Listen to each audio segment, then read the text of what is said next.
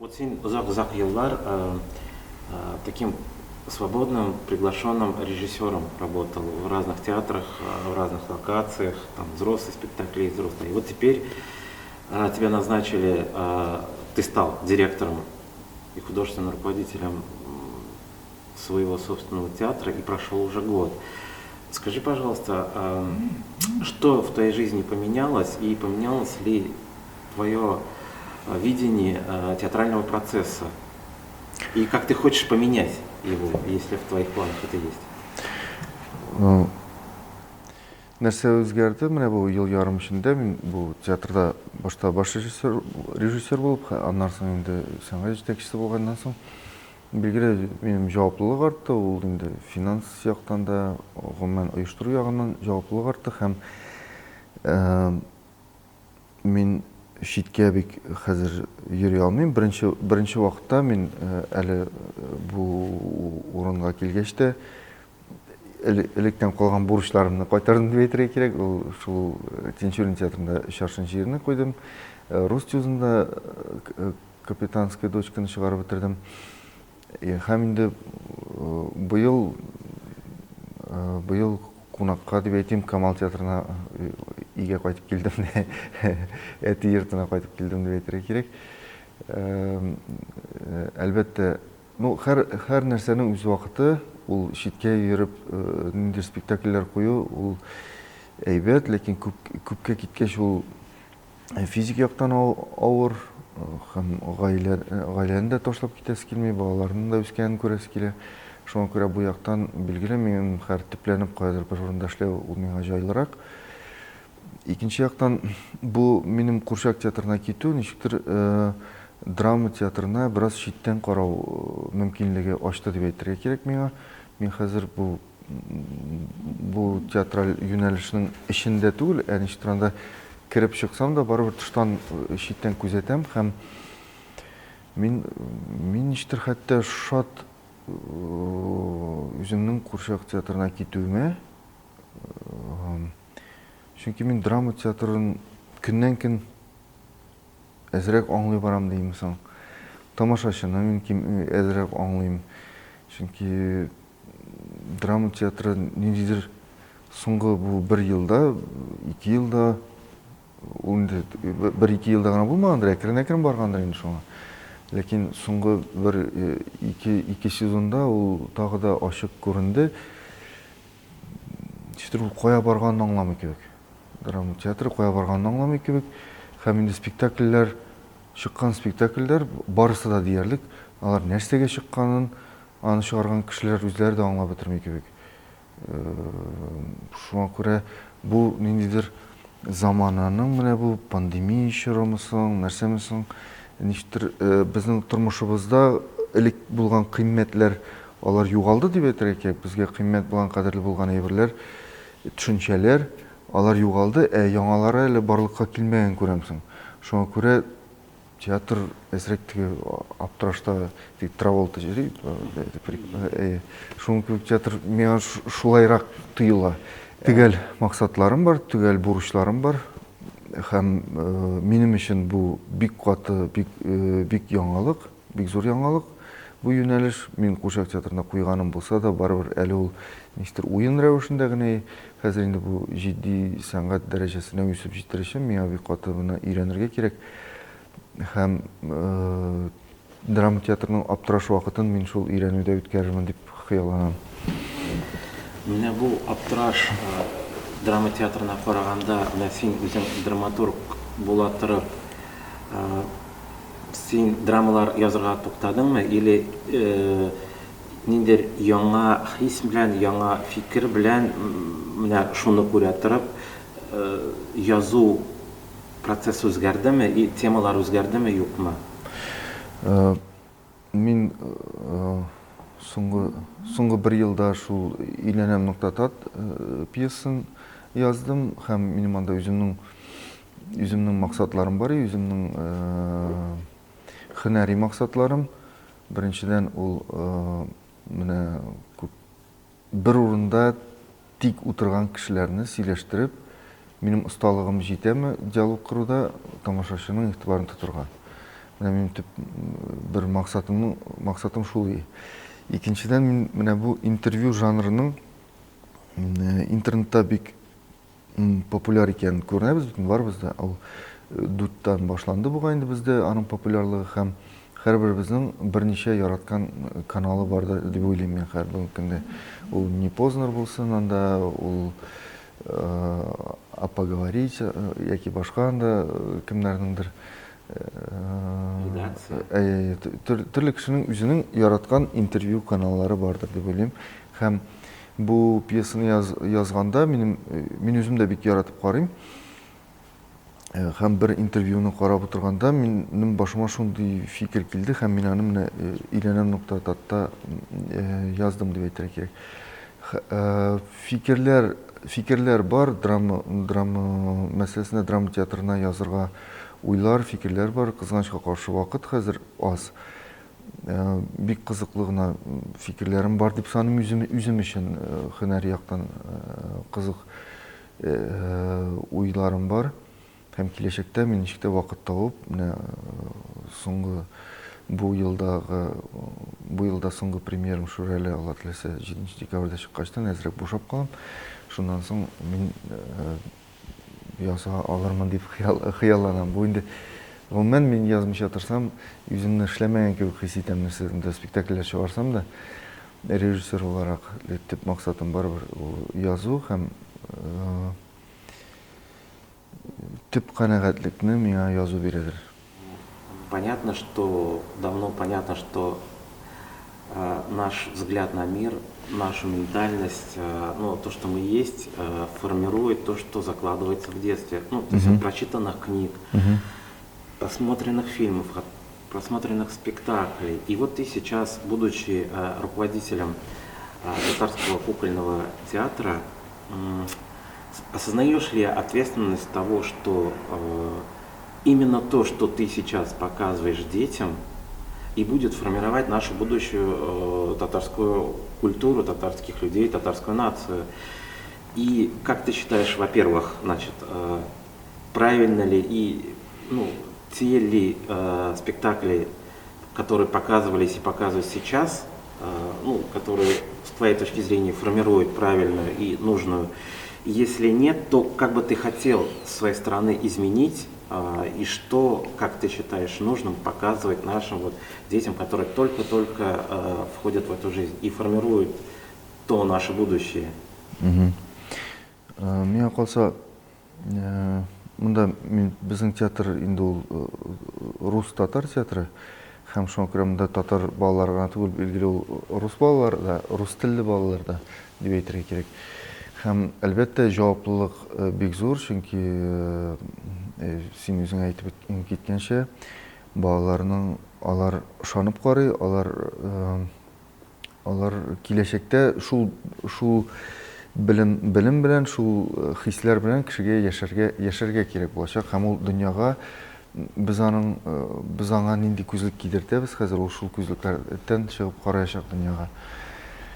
Әлбәттә, мин үземә кадәр булган җитәкчеләрне сүгәсем дә килми, ничектер аларның эшенә ниндидер нәтиҗә бирүдә дөрес булмас иде, чөнки мин аларның нинди шартларда эшләгән һәм нинди максатлардан эшләгәнен белмим ахыр чиктә. Билгеле, соңгы елларда бераз татар спектакльләренә игътибар кимегән булган дип әйтергә кирәк. Бәлки, ничектер игътибар җитеп бетмәгәндер. Зур бина, яңа бина ачылгачтан аны коммерция ягыннан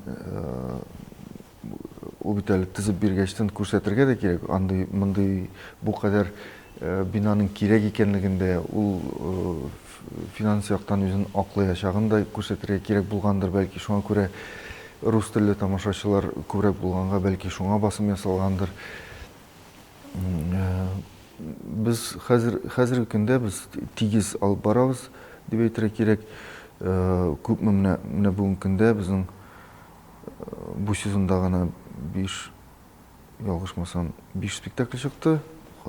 тагын 6-нчысы чыгарга тиеш. Аның 3-се рус төркемендә булса, 3-се татар төркемендә. Һәм без яңа формалар эзли башладык. Ике төркемгә дә без иң кичкенә балалардан алып, өлкән яшьтәге кешеләргә кадәр спектакльләр чыгарасыбыз килә. Һәм беренче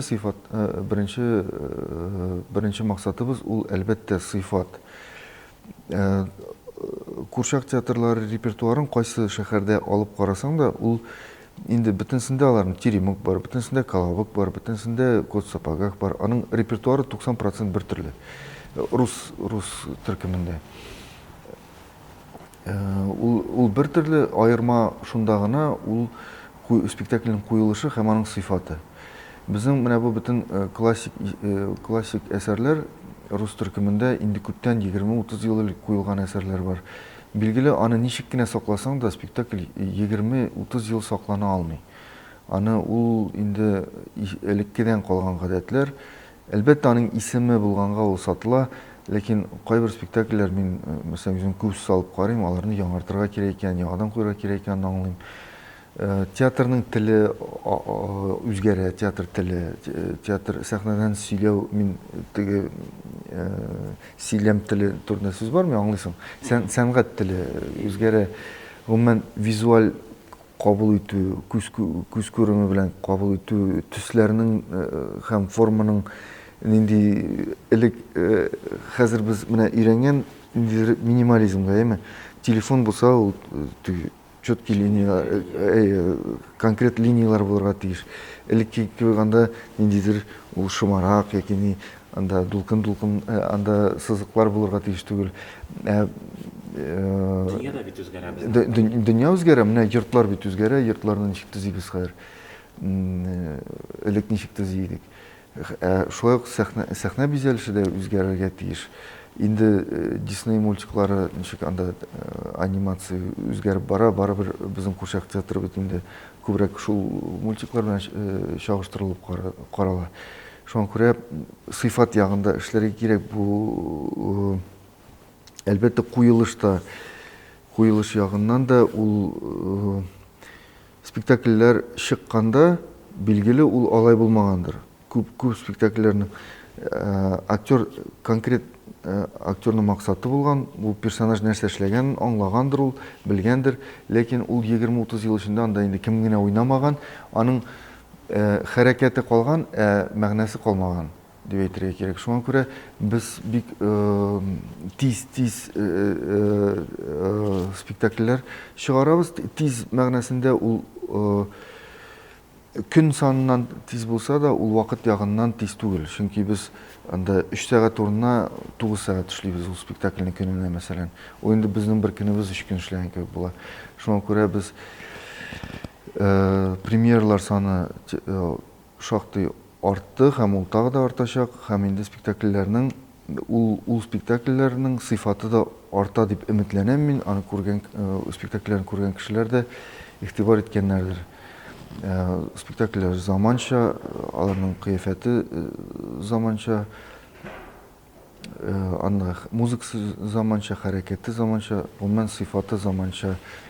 Әлбәттә, безнең күпчелек очракта ул безнең татар әдәбиятында балалар әдәбияты бик киң күрсәтелмәгән дип әйтергә кирәк. Күп түгел, шуңа күрә күбесенчә ул яңа әсәрләр. Яңа әсәрләр һәм һәр ел сайын менә бүген язылган әсәрләр куелган. Тукайдан калай, билгеле Су анасы бар, анда ниндидер Шымбай һәм халык әкиятләре бар, төрле инсценировкада. Һәм шулай ук бу нигә балаларга ярамаган тагын дигәнрәк әзрәк мин хис бар.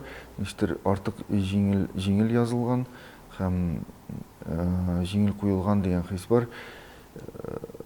Билгеле без бу юнәлештә дә эшлибез. Мин үзем драматург буларак ничек кенә Илгиз Хаман үзен куя дисәләр дә, ләкин әгәр дә инде телисезме, теләмисезме, мин бүген көндә Татарстанда әйдәп баручы драматургларның берсе һәм мин үземнең талантымны бу өлкәдә дә җигәргә тиеш дип саныйм. Мен үзем дә балалар өчен язам һәм куячакбыз. Аны да классик әсәрләрендә мин аңламыйм нишләп бездә мәсәлән Морау Батыр булмаган бүгенге көнгә кадәр. Без аны 2нче елга Алла теләсә куячакбыз. Аннан соң Хәбир абыйның менә бер пьесасы китерде. Хәбир абый Ибраһимов. Ул әйбәт пьеса, без аны бөтен труппа белән укыдык һәм инде үзебезнең фикерләребез бар, аны ничек бераз төзәтәсе, сиплисе бар. Әгәр Хәбир абый риза булса, без аны репертуарга кертеп 2нче елга ул чыгачак, Алла теләсә. Һәм тагын шундый башка авторлар белән дә безнең иң көчле авторларыбыз белән дә элемтәдә торабыз. Мин күргән сайын аларга әйдәгез безгә языгыз дип, аларны чакырып торам театрга. Ләкин шунда ук кисәтеп куям, бу ничек кенә миңа үпкәләмәсеннәр, мин начар пьесаны куймаячакмын театрда. Моны алар аңларга тиешләр. Аларны мин хөрмәт иткәнгә генә, мин кемне генә хөрмәт итсәм дә, үз әтием язып китерсә дә мин аны куймаячакмын. Әгәр дә ул начар дип санасам. Чөнки тамашачы үзенең эшләп тапкан акчасын түләп билет ала. Хәзер беркем дә җиңел генә акчасын эшләми. Икенче яктан, һаман шул син әйткән әйбер, без балаларга иң әйбәтен бирергә тиеш. Син шул әсәрләрне үзең язганны, кеше китергәнне үз балаларыңа дан тест ясыйсыңмы, ошыймы аларга, юкмы? Ну, кемдә син такой фокус-группа шикелле, внутренниймы, гаиләдәме, бармы? Мин үземнекеләрне мин әле язганда ук, идея вакытында ук, мин балаларга идея үзем менә шундый персонаж булса дип уйнап күрсәтәм. Һәм алар инде кызыксалар, бу кызык әти дисәләр, мин инде әгәр дә күзләрендә ялтырау күрсәм мин аларның, димәк бу дөрестән дә әйбәт икәнен аңлыйм. Һәм инде шул юнәлештә дәвам итәм. Аннан соң спектакль чыкканда, мәсәлән, без күптән түгел Тыпырдык дигән спектакль чыгардык. Бу интерактив музыкаль спектакль. Аның максаты иде өйрәнә торган, төрле нәрсәләргә өйрәтә торган җырлар барлыкка китерү, төп максаты. Илмир Низамов белән Резеда Губаева ул җырларны яздылар. Һәм әле аның фонограммасы да юк иде. Илмир фортепианда уйнап, үзе WhatsApp'та гына миңа яздырып җибәргән иде. Анда, мәсәлән, кайттым әби янына дип авыл турында, авылдан инде хайваннар барлыгы турында. Минем балалар аны бер ишетүдә җырлап җыри башладылар һәм мин Илмирга шундый яздым. Илмир, менә бу җыр хит булачак балалар арасында, моны яратачаклар. Бу дөрес юнәлеш дип Илмирга шунда ук әйттем. Һәм инде аннан соң балалар дөрестән дә монда килгәч тә мин алар спектакль чыкканча икесе дә килеп карадылар спектакльне. Без артистлар, без аларны инде өйрәнчек итеп кулландык дип әйтергә кирәк. Аларда спектакльне сынап карадык. Башта Гәүһәр килде, аннан соң Хәйдәр килде. Минем авылдан сеңелкәш апаның кызы килгән иде. Аны алып килеп карадым, әйтәм, авыл тамашачысы ничек карый икән. Ул да рәхәтләнеп кабул итте спектакльне. Аннан соң чыгар алдыннан безнең артистларыбыз да үзләренең туганнарын чакырып, без һәрвакыт карыйбыз, балалар ничек кабул итәләр һәм әгәр дә үзебезнең хаталарны шунда тамашачы килгәч тә без күрәбез һәм инде шундук төзәтергә тырышабыз. Бу спектакль әле тамашачыга чыкканчы, билет алып килгән тамашачыга чыкканчы.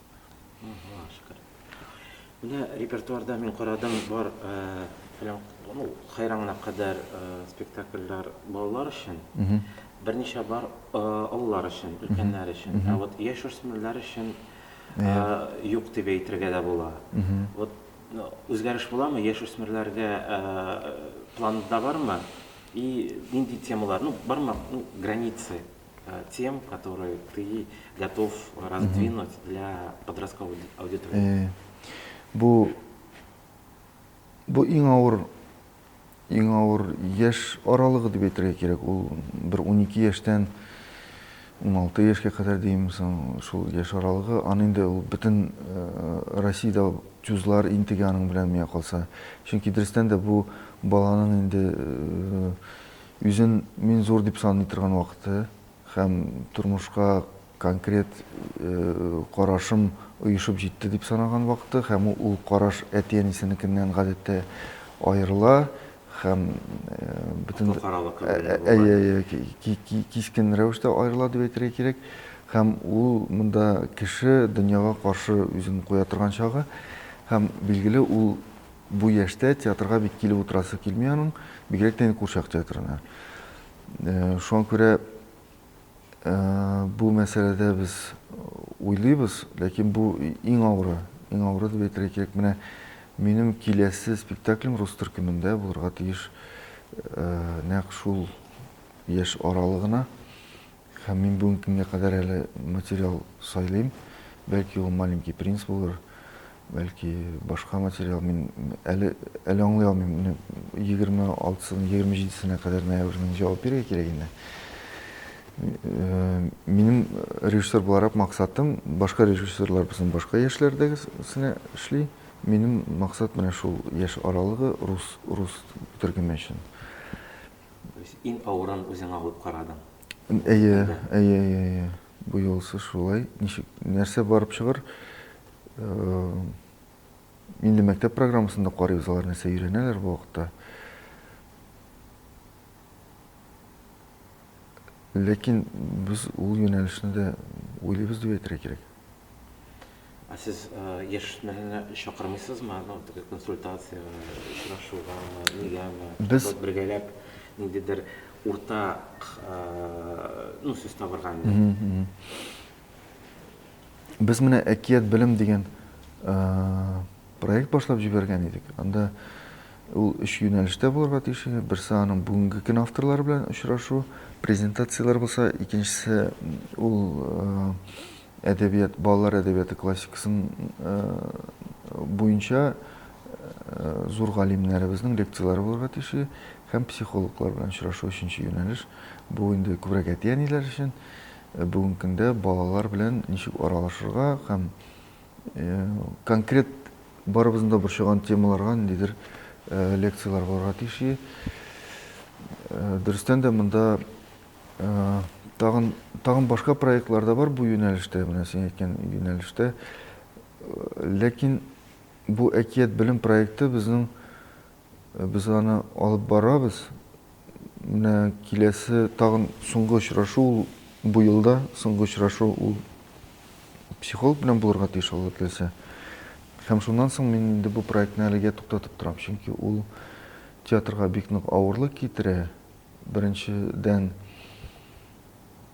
әллә пандемия, менә бу вирусның көчле булуы, әллә нәрсә, бик тамашачы анда бушлай ул. Бушлай, бик уңай вакытта дип әйтергә кирәк. Ләкин кешенең бик киләсе килми эшләп тора. Кешенең киләсе килми, карыйсы. Әллә менә шуннардан куркалармы, вирустан куркыпмы, нәрсәме? Әйтә алмыйм, әллә безнең форматыбыз дөрес түгелме, ләкин без моны әлегә туктатып тагын бер кат бу мәсьәләне ныклап уйларга телибез. Чөнки театр өчен бу авыр. Әгәр син эшләгән эшнең беркемгә кирәкмәгән күрү, ул инде кулларны салындыра һәм безнең рухыбызны тотрыксызландыра дип әйтергә кирәк. Шуңа күрә беркемгә дә кирәкмәгән эшләрне бәлки эшләмәскәдер. Ләкин аны кеше кызыгырлык формага иткереп җиткерергә. Менә синеңчә, вот татар театры, татар сәнгате вот 10 елдан, 20 елдан синеңчә нинди була, нинди булырга тиеш, син прогноз, вот ничек күрәсең киләчәкне? Бу бик кыен сорауларның берсе икән, син үзең дә беләсең. Чөнки гел киләчәккә карау ниндидер ул авыр булса, хәзерге көндә ул тагы да авыррак. Белмим, монда икесенең берсе булачак. Я театр бик авыр хәлдә булачак, татар театры, һәм бик санаулы гына татар театрлары калачак. Бу тел белән бәйле булачак беренче чиратта. Әгәр дә тел белән менә проблема хәл ителмәсә, ничектер? Безнең нәкъ 10 елдан ул бик зур проблема булачак. Яңа буын үсә, менә бер буын, менә беренче сыйныфтан алып 11-гә кадәр бер укып бетергән буын, һәм шул җитәчәк. Инде театрны да бетерергә, милләтне дә бетерергә ул җитәчәк. Әгәр дә я инде милләт безнең ниндидер гомер булмаганча милли үзаңа уянып, үз язмышын үз кулына алып, үзлектән ниндидер дәүләттән дә шишелеш көтмичә, кирилекне кабызып, үзен үзе саклап калса, берәр ничек икәнен әйтә алмыйм. Чөнки дөрестән дә авыр сорау, моны беркем белми. Бәлки һәркем үзе өчен җаваплылыкны үз өстенә алырга тиештер. Гел каяндыр нәрсәндер көтеп тору кирәкмидер бәлки. Шул көтеп торырга кирәкмидер, чөнки булмасы билгеле. Ие. И вот на шул фикердән синеңчә сәнгать нинди була? Нинди булырга тиеш? Шул бөтен фикерләрне кабул итеп, Юк, гомумән син милли сәнгать турында сорыйсыңмы? Әллә театр сәнгате турында гомумән? Милли театр. Милли сәнгать, милли театр. Милли сәнгать ул әлбәттә ул инде тел булса да тел аның тамашачысы булмаса ул әкрен генә үлә барачак. Ул ниндидер анда музей рәвешендә, сувенир рәвешендә бәлки калыр, анда Камал театры, там берничә театр. Инде җитди ниндидер үзеңә фикер ала торган, рухи азык ала торган урын буларак беркем тарафыннан да кабул ителмәячәк дип саныйм. Әгәр дә инде тел сакланып калса, татар телендә сөйләшүчеләр бетмәсә, театр әкрен генә заман театры чагылышларын ул күптән күп үзенә ала барачак. Һәм монда инде шулай ук бик нык дугаларны укып торырга кирәк, үзеңнең заман белән бергә атлап, үзлегеңне югалтмау өчен. Чөнки бу бик авыр. Гомумән миңа калса, менә бу фестиваль бөтен ремесло дип атала. Һөнәр дип атала. Миңа калса, безнең профессиядә гына түгел, гомумән илебездә һөнәр югала бара. Бик күп өлкәләрдә дип әйтергә кирәк, һәм мине театр кешесе буларак, үземдә шуны театр турында сөйли алам. Безнең һөнәребез югала бара, режиссура һөнәре югала бара. Булган кешеләр дә ул ниндидер тышкы әйберне барлыкка китереп, эчтән ничектер эчтән аның механизмы ничек, менә без хәзер инде сәгатьнең рәсемен ясыйбыз, аның механизмын ясый белмибез кебек. Күпчелек очракта. Һәм шул механизм белән шөгыльләнгән кешеләр, алар инде искелек калдыгы буларак кабул ителә башлый әкрен генә. Безнең бүгенге көн сәхнә осталарыбыз күбрәк менә форма дип әйтәсем килми минем. Ул күбрәк талантка корылган, һөнәргә түгел. Талант ул Аллаһ Тәгаләдән бирелгән бер бәләкәй генә өлеш, профессиянең, һөнәребезнең бәләкәй генә өлеше, ансыз билгеле булмый.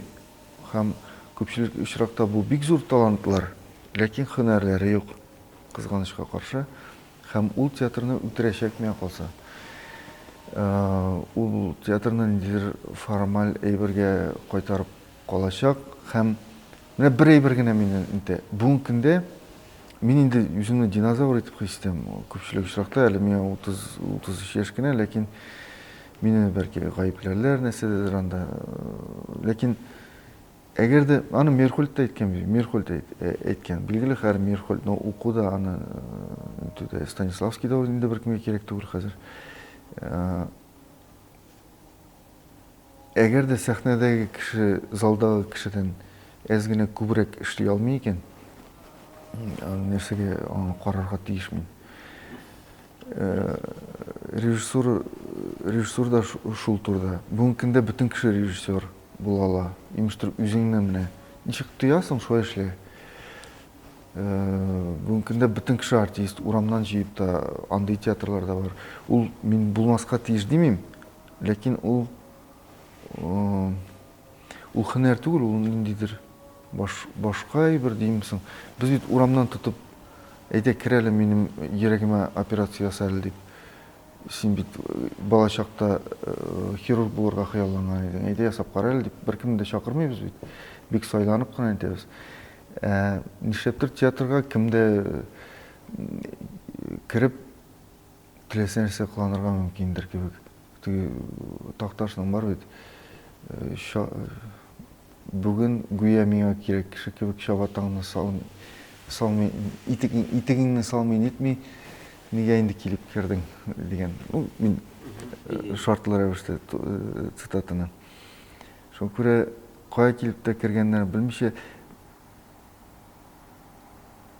Менә нишбе, әгәр дә столбик итеп язылса шигырь, диалог итеп язылса пьеса, әгәр дә кем сүзне әйткәнне язылмаса, ул инде проза.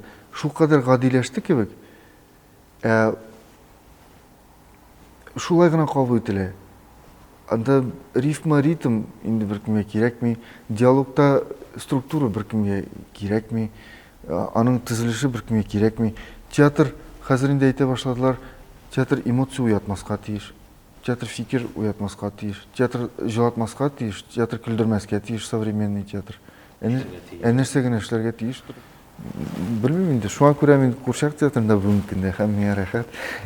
Син кабул итмисеңме шул менә дулкын шикелле, менә ниндидер мода нәрсәмер килде дулкын дип баста, нара дулкын тагын китә, и шул теге барлык мәңгелек әйберләр тагын барлыкка килә. Мин бөтенесе эксперимент белән шөгыльләнгәндә, мин традицион театр белән шөгыльләнү эксперименты үткәрәм. Һәм менә шул дулкын киткәннән соң берәр нәрсә калсын өчен. Менә һәм эксперименталь театр нәрсә белән көрәшкәне аңлашылсын өчен. Эксперименталь театр үзе генә була алмый. Анарга фон аңа фон кирәк, аның нәрсә белән көрәшкәне аңлашылсын өчен. Менә мин шул фон. Бу шаяру әлбәттә, ләкин һәрбер шаяруның төбендә ниндидер җитди бер бар дип әйтергә кирәк. Кемдер аны сакларга тиеш. Дулкын китергә мөмкин, ләкин дулкын киткәннән соң анда булган сукмакларның кая икән беркем инде хәтерләмәскә мөмкин. Һөнәр онытылырга мөмкин. Мәсәлән, бүгенге көндә бөтен кеше гармонда уйнауны ташлады ди. Бөтен кеше дөньяда ташлады ди. 50 ел беркем гармон тотып карамады. Бер нинди видео юк, бер нәрсә юк, беркем белми. Аннан соң бирделәр ди кешеләргә китереп гармонны. Кеше ничек уйнаячак анарда? Уйный алырмы? Уйный алмасмы? Әле гармонда бәлки уйнарга мөмкин. Текстны ничек яңадан тудыру? Зәңгәршәлне ничек уйнарга кирәк икән? Безнең бер кызык әйбер булды. Зәңгәршәлне куйганда, соңгы постановкада Фәрит Рәфкатович куйганда, мин Фәрит абыйның Кашкыннар сәхнәсен ничек разборын бик яратам.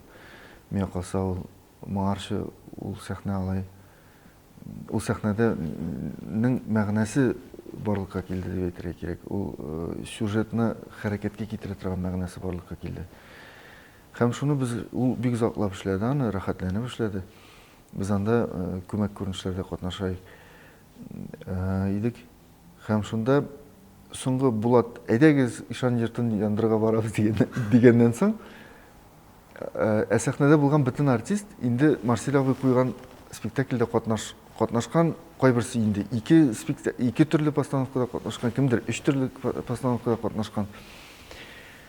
Шул җиргә җиттек тә, Булат сүзен әйтте дә, бөтен кеше төзелде дә басты. Фәртәү куймады да ул җирен. Бөтен кеше элек иске спектакльдә ничек иде? Менә шулай бер рәткә тезелеп бастык та, җырладык та, мин уйлап торам, Фәртәү бүтәнчә куер микән, юк микән? Фәртәү дә берсе әйтмәде, һәм ул шулай ничек теге спектакльдә ничек булган, шулай калды. Ул инде безнең каныбызда, менә татар артистының, Камал артистының ул канында, ул аны ничек уйнарга кирәк икән белә, һәм бу начар түгел.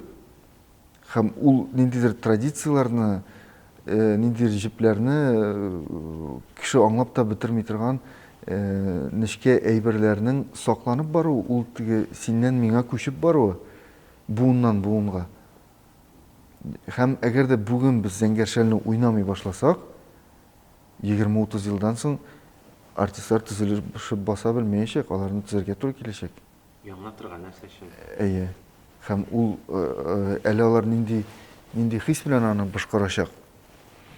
Шуңа күрә традицияларны югалтырга җиңел сакларга кирәк. Менә Илон Маск, мин бик яратам Илон Маскны. Ул бит әйтә, күз алдыгызга гына китерегез, без инде теге вакытларда без айга очканбыз ди. Хәзер чалмыйбыз ди. Бу нинди деградация артка. Яки мәсәлән, анда Бернининың статуяларын ал, анда мрамордан кешенең вуаленә кадәр, вуаль һәрбер хис, һәрбер чүпрәкнең бөгелүләренә кадәр эшләнгән. Сәләт тә, Һөнәр дә бүгенге көндә андый бүгенге инструментлар белән кеше ясый алмый. Бу бит югалтылган осталык. Әйе. Һәм театрда да бу ниндидер осталык ул югалырга мөмкин. Шуңа күрә аны кемдә булса сакларга тиештер дип саныйм. Син үзеңдә шулай дип хис итәсең, үзеңнең вазифа дип ул традицияларны сакланырга и киләчәккә аны уздырырга. Бәлки мин вазифа ук итеп ништер үземне аның кадәр зур урынга куя. Мин шундый, мин бүтән түгел. Менә мин шундый үзем. Хотя миңа заманча театрда миңа кызык, без эшләдек тапшырылмаган хатларны рәхәтләнеп. Һәм барында ул формасы заманча булса да, миңа калса аның җаны башкачарактыр ки ул спектакльнең. Бәлки традицион театр җаныдыр анда. Шуңа күрә ул миңа якындыр. Мин шулай үскән, мин шулай тәрбияләнгән, мин теге мактанып та кыланып та әйтмим. Мин үземә шулай кызык, үземне менә күңелемә минем шулай тия, һәм мин шулай эшләргә тырышам.